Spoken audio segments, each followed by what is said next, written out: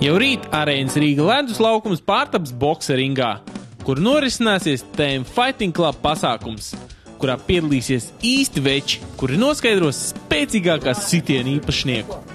Mums priekšā esam saicinājuši jums šodien galveno cīņu vaininiekus. Ja, tās ir galvenās cīņas Zaurs Mikalauskas, ja, Mārtiņš Egle, pretinieks, ja, tāpat Mairs un Edgars. Tātad būs, kā jau Jānis minēja, 11 cīņas, 6 MMA mači, ja, 4 kickboks un galvenā cīņa boks mačs Mairis Briedis, Denijs Viljams. Tātad tiks izcīnīts 2 jostas.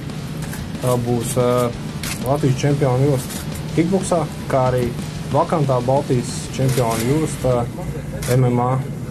Noteikti vakara aizraujošākā un gaidītākā cīņa būs starp Mairi Briedi un Deniju Viljamsu, kurš savulaik uzvarējis arī Maiku Taisonu. Labdien visiem! Prieks, ka mēs esam, ka jūs esat tik daudz, un kad TM Security, TM Fighting Grand Prix ar katru gadu pilnveidojās un piesaist tik daudz cilvēkus šim šovam par rītdienas cīņu. Nu, ko mēs daudz runāsim, rīt ir jāskatās, kas būs, jā, tāpat kā Denijs teica, jā, nu, rings rādīs. Viņš ir smagāks, viņš ir pieredzējis bokseris, katram ir savu plusu, un līdz ar to katrs darīs, ko varēs. Daudz nav ko tad diskutēt, bet galvenais ir darīt. Jo vairāk runāja, jo mazāk dara, nu, vismaz man tā. Stratēģiju viņš arī, kā redz, nekā nepastāstīja, tāpat arī es neko nestāstīju. Nu, vai tā ir intriga, vai ne? Paldies. Jautājums, vai tev ir pēdējā cīņa pret Turku, vai tā tev ir kaut ko devusi? Attiecībā šeit cīņā pret Deniju kaut kas līdzīgs, tad viņiem abiem diviem ir? Tie ir mazliet dažādi bokseri, ja? Nu, arī pieredziņā viņi ir dažādi, un cīņas stils ir savādāks. Visam stāja savādāk, un Turkam daudz maz, nu, vairāk ir tāda eiropiešu tādas cīņas stils, bet Denijam vairāk ir tāds amerikāņu, jā.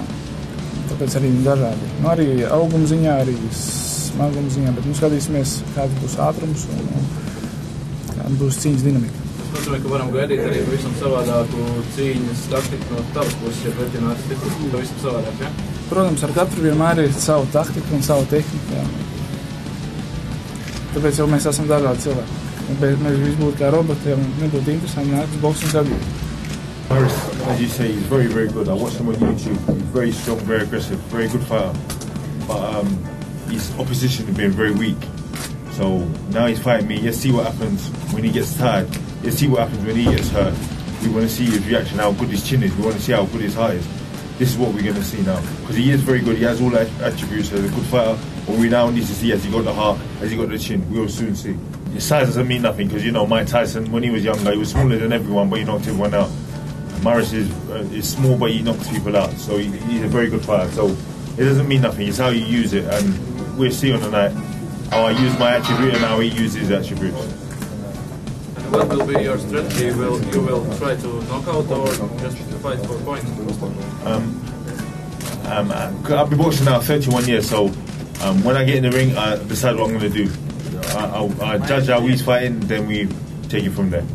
Jau rīt visi 19:00 aicināti Arēnā Rīga, kur gaidām ne tikai Maira Brieža un Denija Viljamsa cīņa, bet arī Latvijas jaunā talanta Edgara Skrīvera, Mārtiņa Egles un citu vīru, kuri noteikti atdos visu sevi, lai cīnītos par uzvarām.